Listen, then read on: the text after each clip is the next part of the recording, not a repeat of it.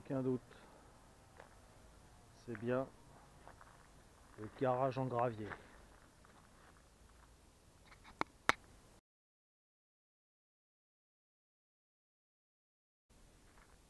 Bon voilà, je te présente le projet. Rover 216 GTI 216 GTI 16 valves de 1991. Il y a quelques travaux à faire. On va voir tout ça en détail. Il y aura une rénovation et puis une amélioration et une préparation. Je fais le petit tour vite fait et après on va détailler. Donc sur cette voiture, c'est un moteur Honda D16 A9, donc 12 arbres à cam, 16 valves, ça fait 130 chevaux, c'est un moteur d'1,6 litre. À une époque où Honda était en partenariat avec Rover. Voilà, on a fait le tour.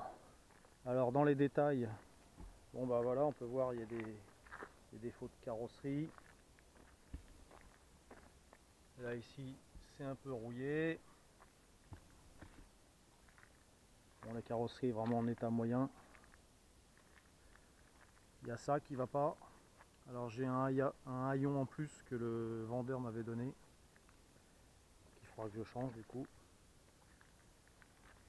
Voilà, les détails cosmétiques. Maladie sur ce modèle, c'est l'aileron arrière qui change de couleur.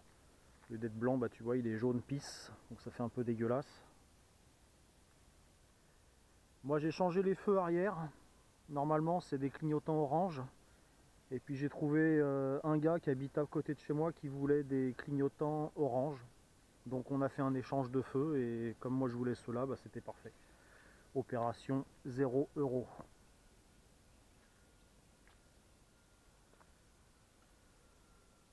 Voilà.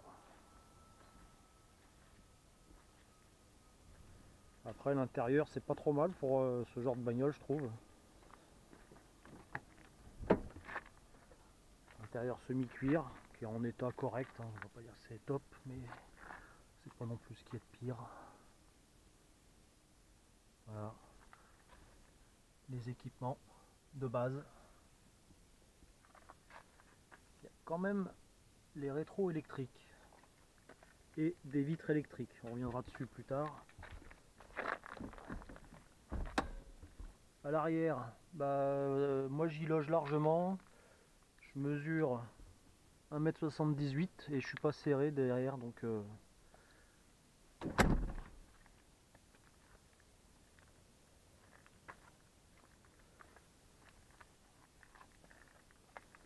Alors pour les problèmes de cette voiture, bon je vais m'installer à l'intérieur. Tu vas voir ma tronche que tu verras sûrement de temps en temps après. Donc dans cette voiture j'ai une vitre avant électrique qui fonctionne pas. Je vais essayer de trouver le problème, sachant que fin février je vais acheter un lot de pièces dans l'est de la France. Voilà. Je me suis fait une petite liste parce que comme ma mémoire fait parfois défaut, au moins j'ai noté ce qu'il va y avoir à faire. Alors en priorité sur cette voiture, il va falloir que je résolve les problèmes d'étanchéité. J'ai pas mal d'infiltration dans le coffre. Je pense que ça vient, alors une chose est sûre, ça vient des feux arrière et il est possible que ça vienne des deux petites fenêtres qui sont là sur les côtés. Parce que j'ai l'impression que voilà, quand j'avais mis ma main à l'intérieur du passage de roue, enfin de l'aile, c'était pas mal trempé. Donc étanchéité à régler en priorité. Je vais te montrer une capture d'écran. Tu vas voir l'état du fond du coffre. Donc j'ai le bac à roues de secours qui est complètement bouffé par la rouille. Donc ça c'est pareil, normalement je devrais le récupérer quand j'irai chercher mon lot de pièces fin février. Donc il faudra découper et ressouder, puis peinture, etc. Après ce que je vais faire donc dans les choses qui sont possibles de faire assez rapidement et sans trop d'argent. Le cache-culbut. Je te mets une photo aussi là du moteur, compartiment moteur, dans lequel j'ai mis un petit coup de Karcher. C'est déjà un peu plus propre, mais bon, c'est pas encore terrible. Donc le cache-culbut, je vais le démonter, je vais le repeindre. et en même temps ça me permettra de changer les joints de bougies, parce que j'ai vu qu'il y a une des bougies pleine d'huile. Dans les trucs pas trop chers, je vais faire la peinture des jantes aussi, parce que je voudrais changer de roue, sauf qu'une paire de roues, un jeu de roues, c'est entre 800 et 1000 balles. Je les ai pas tout de suite pour faire ce genre d'opération sur ce véhicule. Donc je vais me contenter de juste repeindre les roues d'origine. De toute façon, elles sont pas terribles, et un coup de peinture, ça sera toujours mieux que dalle. Donc je voudrais les peindre en noir, parce que le thème du véhicule au niveau couleur, on va faire du blanc noir, parce que le véhicule est blanc. Donc je vais éviter de mettre des couleurs, même dans le moteur, si je peux au maximum éviter de mettre du bleu, du rouge, parce que maintenant tu as beaucoup de choses comme ça, un peu tuning. Voilà, on va rester sur un truc noir-blanc. Dans les pièces que je vais récupérer, j'aurai un jeu d'amortisseur avec des ressorts courts, parce que je voudrais la rabaisser un peu.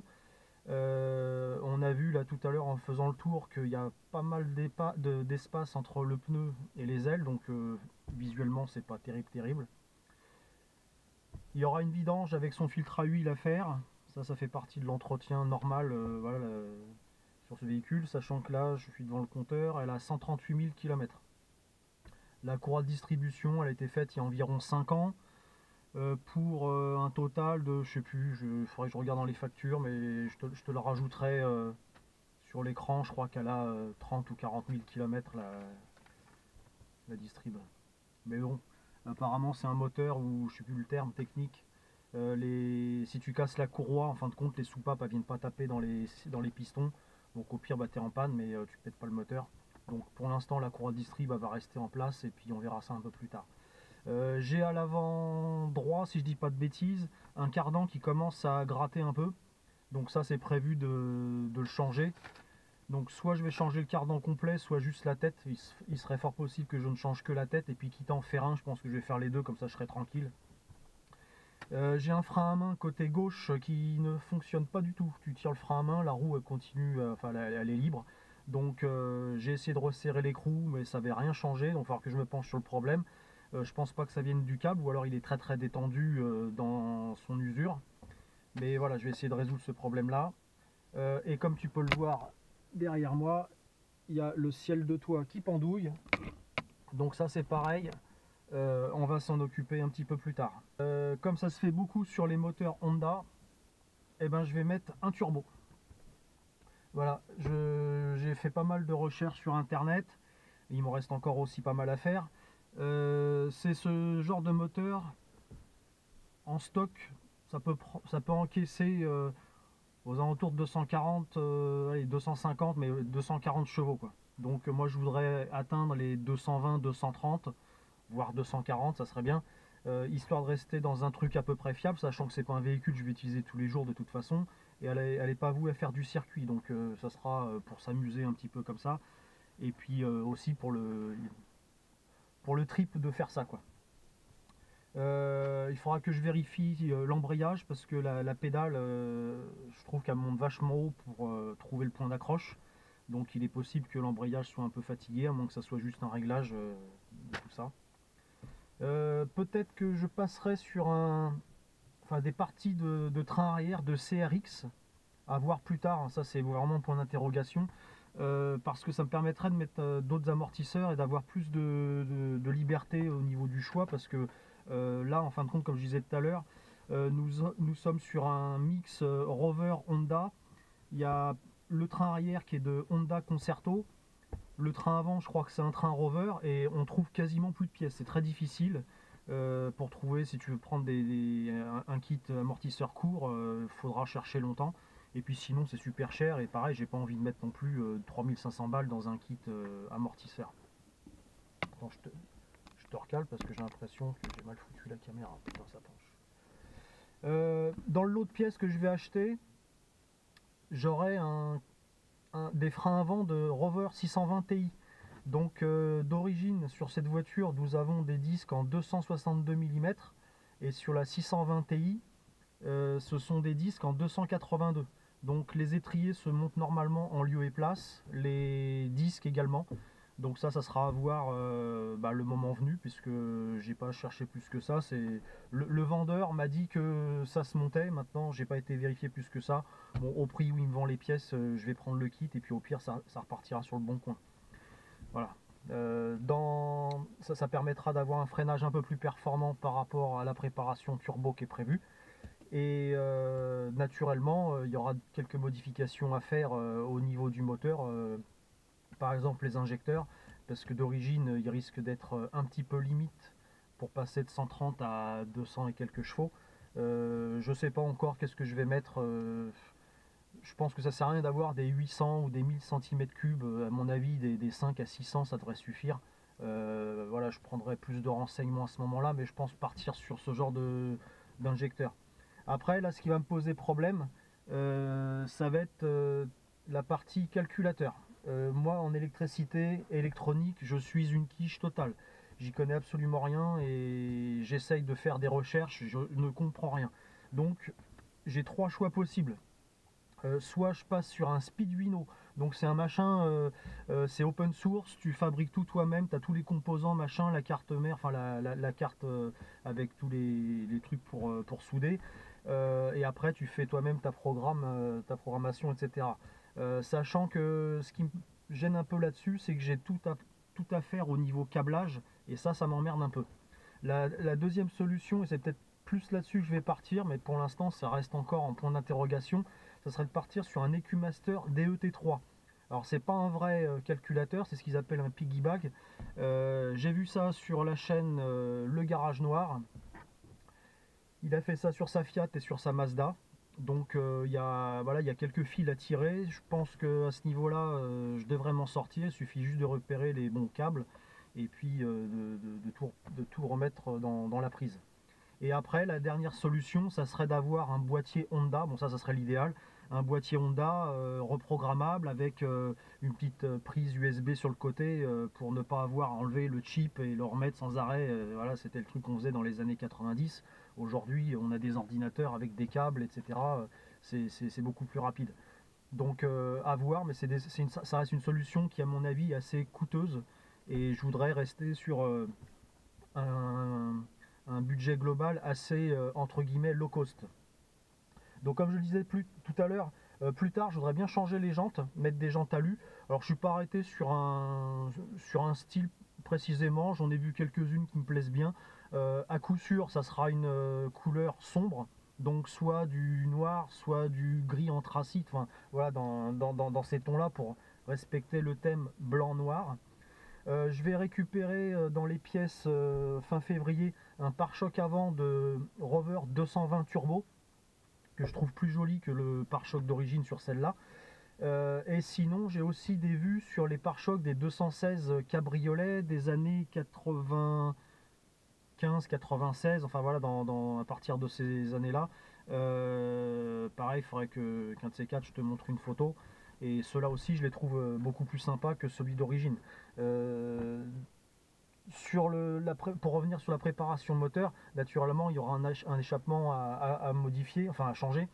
Donc je pense partir sur du 63 mm, 76, ça serait à mon avis un peu trop gros pour la cylindrée, 1,6 litre, et puis on va sortir moins de 250 chevaux, il n'y a pas besoin de faire un truc en 76 mm, donc 63 mm ça me semble pas mal. J'ai vu sur le Bon Coin des lignes pour Honda Civic à vendre d'occasion. Bon, il y aurait sûrement quelques adaptations à faire sur la longueur et puis les points d'ancrage. Voilà, ça reste un truc à réfléchir. Sinon ça sera. Si je pars pas sur un échappement d'occasion, je vais partir sur une fabrication maison sur du tube acier parce que ça coûte beaucoup moins cher que l'inox, même si dans le temps l'inox ça résiste plus. Mais je suis pas équipé pour souder et d'ailleurs je ne sais pas souder, donc ça sera à apprendre sur ce projet naturellement. Et beaucoup plus tard, donc ça sera, quand j'en serai à ce point-là, c'est que le projet il touchera à sa fin.